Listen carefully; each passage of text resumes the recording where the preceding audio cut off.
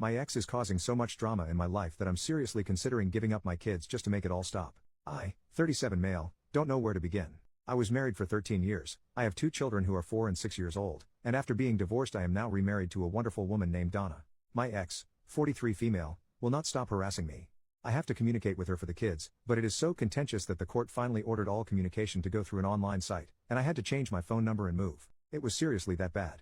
I had my kids this weekend, things went great and I went and saw my family. No incidents, we had a great time. Then I got this email. Jill and Marvin, my kids, report that they were in a traffic accident with you this weekend, in the truck. They both report that the loud, obscene exchange between their father and the ABC towing driver scared them. They both report that they were bitten by Greg's dog, Murphy, during their visit at your folks' house this weekend. This is the second dog they have both reported biting them. I have also posted their reports that they have been bitten by a large dog named Betsy, at your in-laws' house. They have traumatic memories of metal being scraped out of your leg. I hope that you recover and get back to your job quickly. I hope that Donna is okay. They report that you have trouble walking. This is consistent with behavior I observed at drop-off on Sunday night. You didn't get out of your new car, and it appeared very awkward for you to unbuckle their booster seat belts from the driver's seat. I need to know about these things, please. Dog bites are notoriously dirty and prone to infections. Just because our children didn't appear to be as seriously injured as you were in the truck accident, doesn't mean that they couldn't be stiff and sore and possibly have internal injuries for which I need to be observing. At least I need to understand why they were stiff and sore and acting more fearful than usual when they came home. Their mild to moderate bruising and scrapes, and the chunks of skin missing from their hands and fingers, are consistent with their reports of the accident and the dog bites. I will take Jill and Marvin to the pediatrician walk-in clinic to rule out any unseen injuries and infections. It would be nice if you would call or email the doctor's office, and tell them what you can about the accident and the dog bites.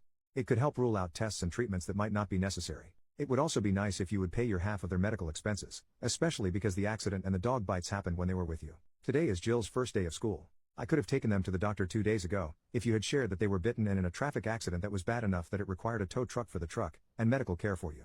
If you want to drive the kids to Santa Barbara and back in a weekend, expose them to animals that aren't safe for children, and fight with tow truck drivers in front of them, I cannot prevent that. But what happens to their little, growing bodies, and the events that are being imprinted on their sweet, innocent minds, is very much my business. Please share all of the information regarding what happened to our children in the truck accident. Please share all of the information regarding the bites from the dogs. As a mother, it is very worrisome to hear my preschooler and my first grader recount the dangerous things that are happening to them, but it is even more worrisome that my co-parent withholds vital information about their health. Jill and Marvin deserve to know that their parents are working together to take care of them. Thank you. I don't even know where to begin. The dog that was there had no teeth, didn't bite them, and couldn't have even if it wanted to. My in-law's dog is dead. I was never in an accident. There was no tow truck. All of this is false. I can't even find a shred of a real event that could have gotten twisted.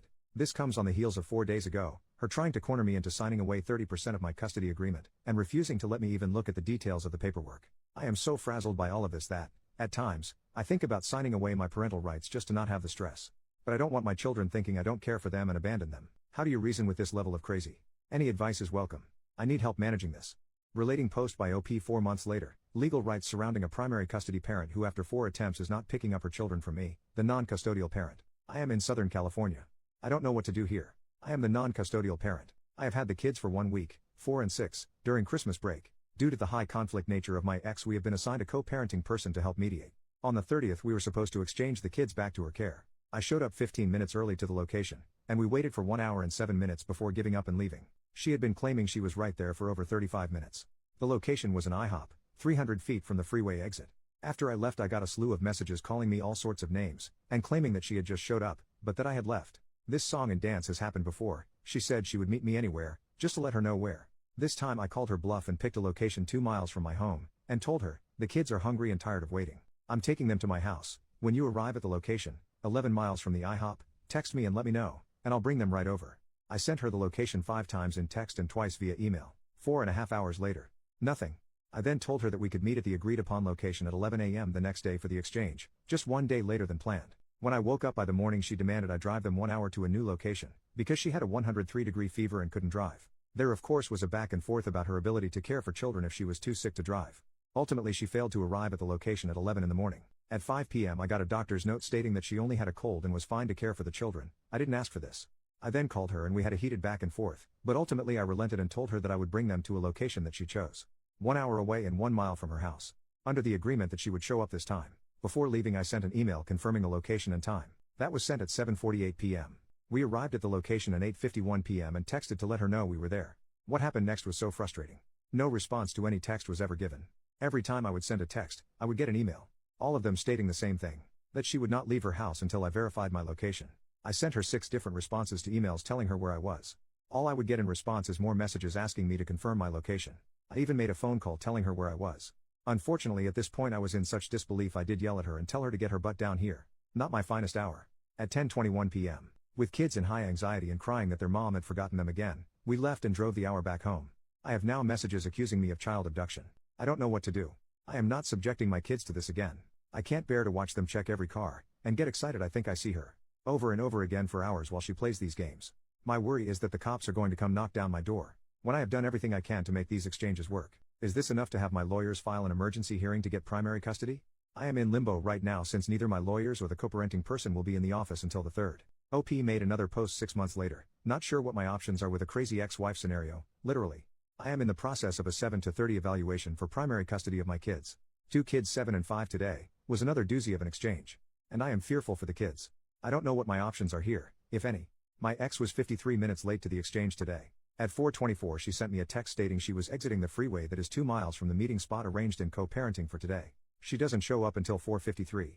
The exchange goes okay. But I know something is coming, because if she is ever in the wrong she has to lash out and blame someone else or invent a scenario where she is the victim. I had to wait all of 4 minutes. I got a text stating I just drove by your car, and the back seat was empty. Where are the kids? I said that wasn't my car. I have 2 kids. Then knowing where this was going, sent a picture of them in the car. Response: when did you have time to take this? Because I had plenty of time to look at the stoplight. You were alone. It's okay if Donna, my current wife, has them. It's totally legal, just weird to hide it. I then called her, she answered, and I said hi, she said hi, and then I asked the kids to say hi. I then asked the kids where are we at kids? At this point she started saying hello, hello? Is there anyone there?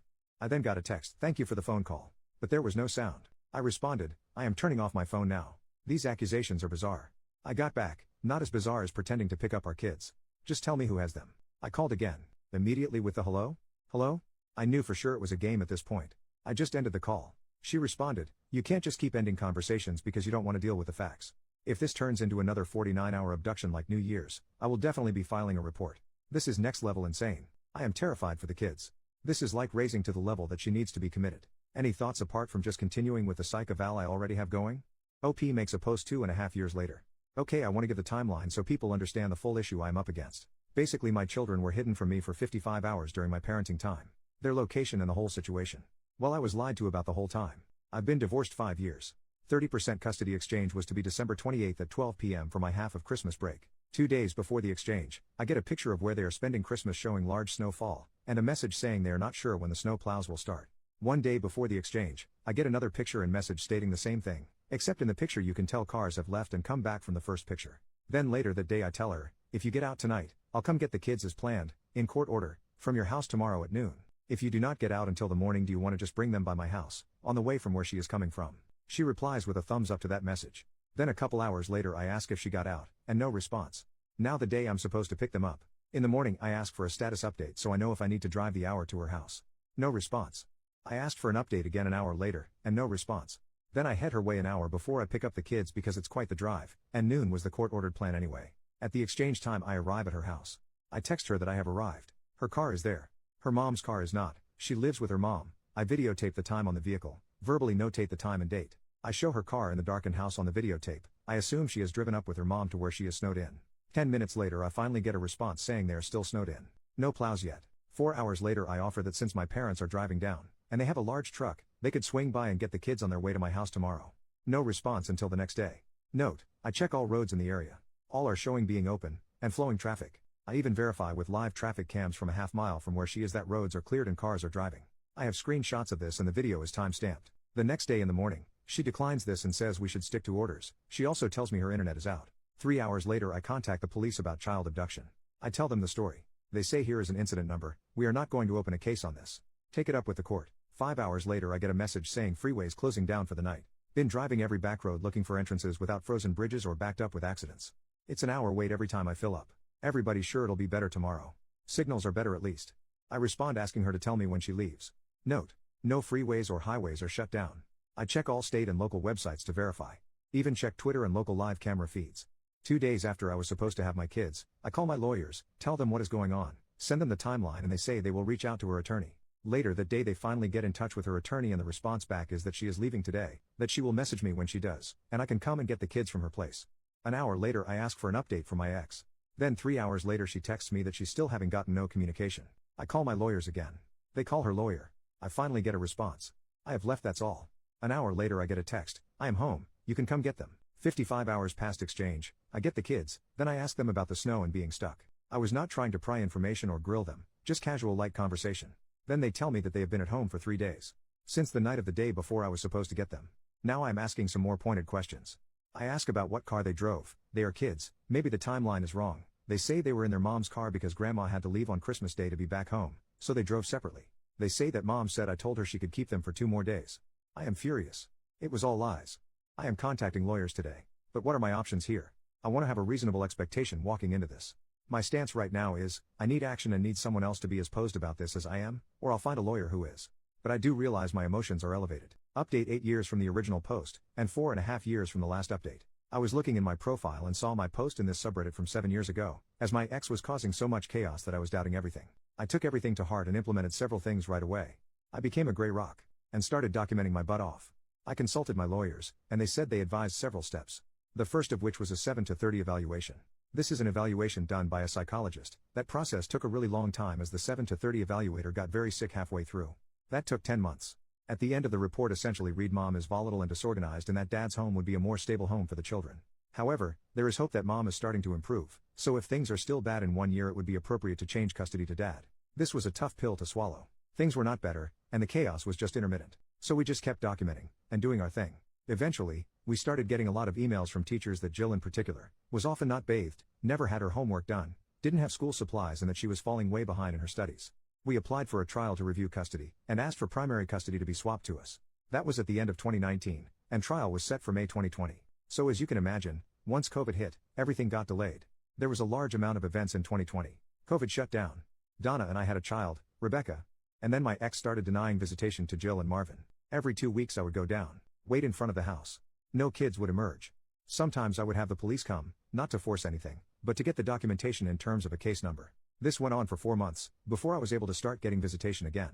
Eventually, the trial was set for summer of 2021 and went for 3 days and I had over 500 pages of documentation. Day 1 was entirely testimony from the co-parenting therapist we had been seeing for 5 years. She testified that my ex was the most difficult client she had ever worked with in her career, that my ex never followed a single agreement in session, and that she was a pathological liar. Last day of testimony was my ex, where she was caught lying on the stand, and was presented with evidence that she had been secretly taking the children to a medical professional for 2 years that I had explicitly not agreed to. So starting in August 2021, the judge ordered for the kids come live with me, primary custody and limiting my ex to 4 days a month. It's now been 3 years. When Jill was in 5th grade she had a 26% in math, and a 40% in English. For the last 3 years, she has maintained a 4.0 every single year, and will be starting high school in honors geometry, honors English and AP biology. Marvin has also been doing well also and just finished his first year of middle school with a 4.0 GPA, and is loving his coding and robotics elective. They have new clothes, and have learned new skills and responsibilities. Donna has been crucial in setting up patterns to help with success in school. Their rooms are both immaculate, and they are the ones doing it with very little direction from us. They are happy and finally involved in activities and sports. Our little Rebecca adores them both, and I will often find all 3 of them cuddled up together as one of the older 2 reads a book to her. Jill made the decision recently to stop going on visits to her mom. The chaos and drama started being directed at her. Along with lack of food, clothes that fit, etc. Marvin is still going for visits and we are encouraging that as long as he is feeling safe there. All in all things are going so well and the kids are doing incredible. There are hard moments still, but it has all been worth it, and we are able to shield them for the most part from any chaos their mom may want to start. If anyone is reading this that initially sent advice, thank you. When you are in the thick of it, it is tough to not feel like it is impossible and you will never be able to overcome it. I needed the outside perspective.